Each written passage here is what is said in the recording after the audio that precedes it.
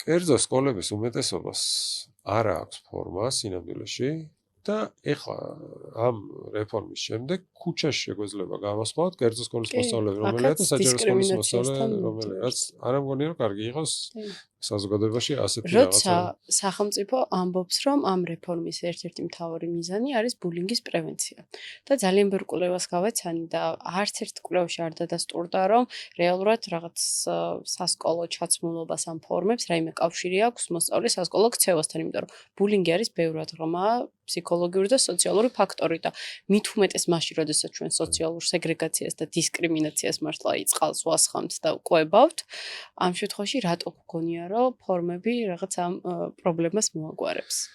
ერთ-ერთი არჩევა მოაგვაროს ნაწილობრივ არის, როდესაც ბულინგის მიზეზი არის ხოლმე რაღაცა ჩაცმულობა რა. ან მშობლებისთვის, ნაწილისთვის არის პრობლემა, რომ რა ჩავაცვათ? ბავშვები ზოგიერთ სკოლაში, მოდი ესე ვთქვა, ყოველ სკოლაში არ არის ეს, არის შეჯიბრი. ბავშვებს შორის ვის რა აცვია. და თითქოს ამ პრობლემას აგვარებს, მაგრამ კიდევ ერთხელ ჩემ ბავშვობაშიც იყო ეს პრობლემა და მე თვითონ ფორმის ნაწილებს შორის იწყება. არ იქნება რაღაც საპელო, იქნება ფეხსაცმელი.